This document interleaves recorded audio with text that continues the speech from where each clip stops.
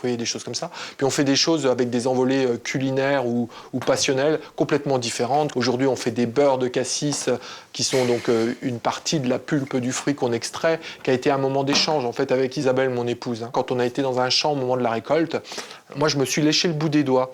Et puis j'ai dit, mais ce goût, ce parfum, cet arôme, cette puissance du cassis qu'on a à l'état brut, ça, on ne sait pas le mettre ni en bouteille, ni en pot.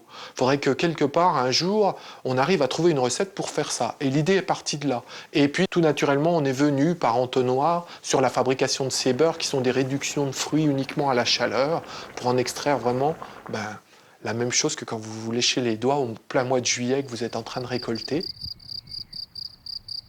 Nous, ce qui nous importe, je pense justement, c'est d'arriver à vivre correctement du travail de la terre, mais en le faisant, j'allais dire, respectueusement, alors que ce soit pour le lopin de terre dont on va se servir le temps de notre vie, mais que ce soit également dans la transformation de ce qu'on peut récolter sur ce lopin de terre. Il n'y a pas besoin d'ajouter autre chose, un exauceur de goût, quelque chose qui va permettre au produit de se conserver mieux ou de modifier sa couleur. Non, des années, on respecte le rythme des saisons, de ce qui respire autour de nous pour mettre ça et puis pour le partager.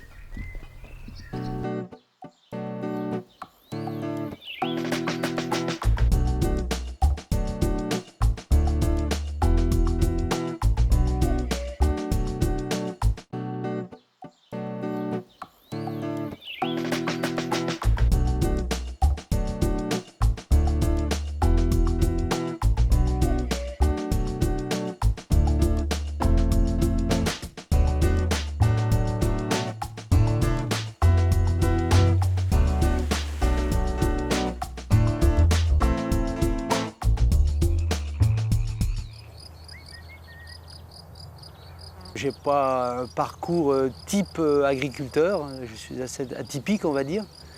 J'ai fait 7-8 ans de voile, parce que j'ai fait on va dire un tour du monde. Ensuite j'ai fait une grande partie du globe à pied, en train, en avion, en car. Et ensuite j'ai décidé de poser mon sac et de devenir agriculteur. Et surtout ce qui m'a motivé c'était l'environnement. Chercher un lieu où il y avait un environnement propice pour vivre de manière, on va dire, isolée et faire de l'agriculture biologique. Alors mes filles, oh que vous êtes bien. Les chevaux, je ne suis pas du tout quelqu'un du monde du cheval. Cependant, j'aime l'animal. Et lors d'un voyage en Mongolie, j'ai découvert le rapport de l'homme avec l'animal, et donc notamment le cheval, qui pour eux l'élément de vie, puisqu'ils se nourrissent du lait de leurs juments. Ils ont leurs juments comme fidèles compagnons, ils s'en servent pour déplacer leur yourte, et ils font du cheval par plaisir. Et le fait d'avoir vu cette vie en Mongolie avec les hommes et les chevaux, j'ai pensé faire cela ici. Et c'est également quelque chose d'atypique, parce que du lait de jument, c'est pas courant.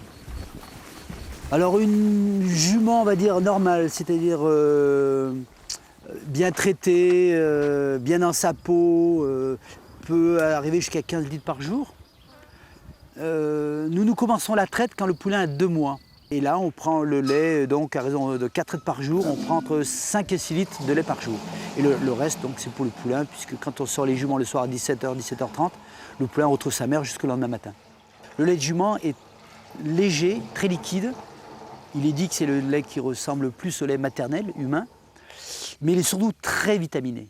C'est des vitamines en abondance, B12, 5, A et C notamment. Le lait de jument a 3 fois plus de vitamine C que le lait maternel humain, qui est pourtant un lait qui a beaucoup de vitamine C. Ensuite, le lait, on le fait atomiser. Donc on enlève l'eau du lait et il nous revient donc la poudre de lait. L'atomisation, c'est pour les cosmétiques. Et la lyophilisation, c'est dans le cadre alimentaire. Donc tout ce qui est cure, les géluliers, la poudre de lait dans les sachets où on mélange de l'eau et on reconstitue un verre de lait. Le bio, avant tout, c'est avant tout une éthique. C'est une façon d'être, de penser, de vivre, et surtout pas des commerces. Alors ça l'est forcément parce qu'il faut en vivre, mais le but principal, c'est pas de faire de l'argent.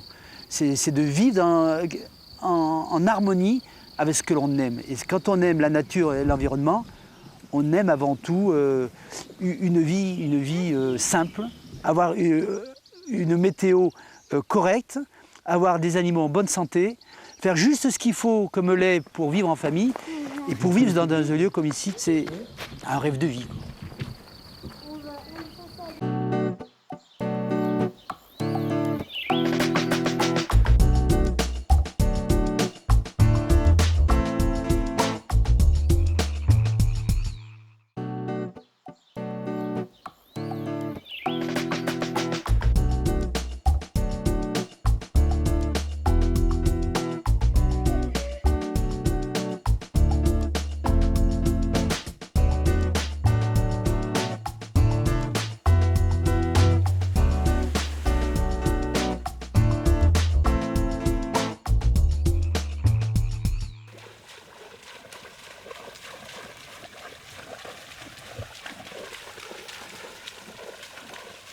Il faut savoir qu'en Camargue, dès qu'on est, si on est dans une manade, dans une famille de manadiers, la première chose qu'on va faire, on va vous mettre de suite sur le cheval, de telle façon qu'on puisse reprendre le flambeau de la manade, que cette manade continue toujours.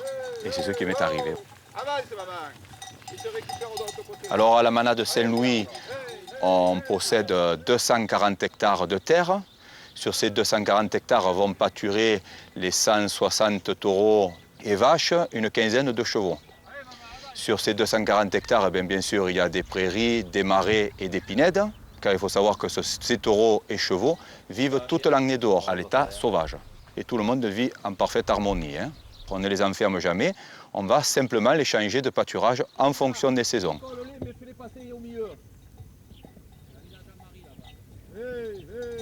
David, tranquille. Ces taureaux-là, surtout, ne vont pas participer aux corridas. Ces taureaux-là vont participer aux courses libres, aux courses à la cocarde, c'est-à-dire que lorsqu'ils vont arriver à l'âge de 3 ans, on va leur apposer une cocarde, des ficelles et des glands qui sont des pompons sur la base des cornes, et les raseteurs, qui sont des hommes habillés en blanc, avec un petit crochet à la main, vont essayer de lever ces attributs qui sont fortement primés.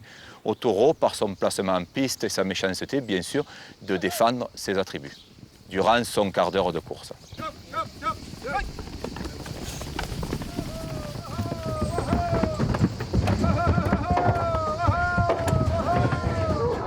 Chez les taureaux, il y a des stars. Il faut savoir que ces stars-là vont remplir les arènes. C'est eux qui vont inciter les gens à venir dans les arènes. Et ces taureaux-là vont faire une véritable carrière. C'est des taureaux qui vont courir jusqu'à l'âge de 13-14 ans. Quand ils ne sont plus des taureaux stars, ces taureaux-là, pour les taureaux vraiment exceptionnels, on va leur laisser finir leur jour sur la propriété. Et il y a même des taureaux auxquels on a fait une stèle qui est en principe placée dans les entrées de village. Mais il faut savoir qu'ils ne vont pas tous être bons dans les arènes. Lorsqu'on va commencer à les courir, lorsqu'on va les tester, il va s'avérer qu'il y a des taureaux qui vont prétendre à la course camarguaise et d'autres qui n'auront aucun intérêt pour nous. Donc ces taureaux-là, vers l'âge de 4-5 ans, on ne va pas les garder sur la propriété, ils iront à la boucherie. Et actuellement, pour valoriser donc ces bêtes, on a obtenu une appellation, l'appellation AOC, taureau de Camargue. On va avec cette viande, on va faire la gardiane de taureau de Camargue. C'est un plat c'est un peu comme le bœuf bourguignon cuit avec une sauce au vin. Ce qui nous accroche à ce métier, c'est que le week-end, lorsqu'on amène nos taureaux dans les arènes, on est fiers de faire courir nos taureaux avec la marque de la manade. Ça représente tout. Voilà. C'est pour ce que l'on vit, aller faire courir nos taureaux dans les arènes et essayer de faire les meilleurs cocardiers qui puissent exister. Voilà. Mais il faut savoir que ça ne se fait pas du jour au lendemain et on a beaucoup plus de déception que de réussite. Lorsqu'on a une réussite, on est fiers de nous.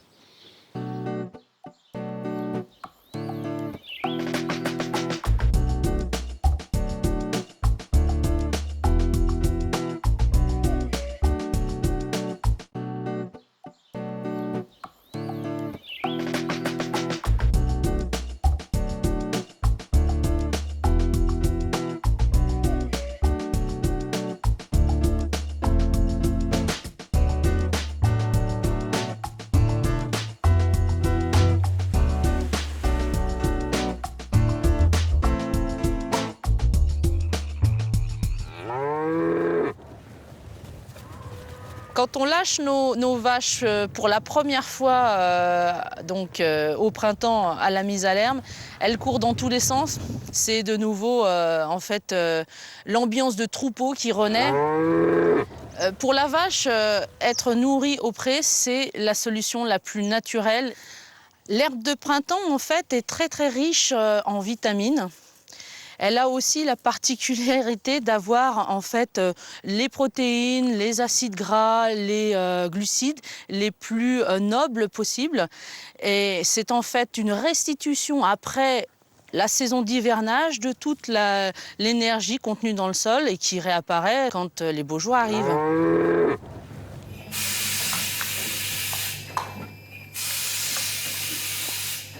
L'idée des yaourts, en fait, est née parce qu'au niveau de la ferme, on avait à cœur de mettre en valeur tout notre savoir-faire d'éleveurs.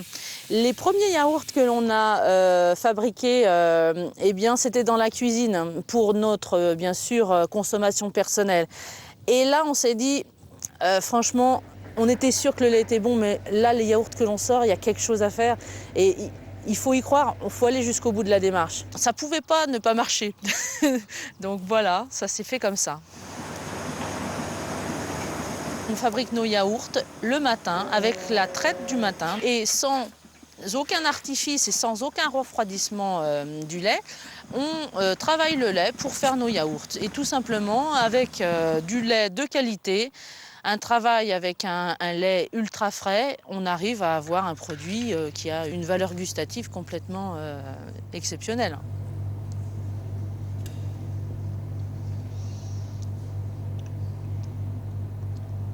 Notre philosophie de l'élevage a fait qu'on a décidé de franchir le pas de la reconversion à l'agriculture bio. Il n'y a pas d'incompatibilité en fait à nourrir nos vaches à l'herbe et à en fait vivre de notre production laitière.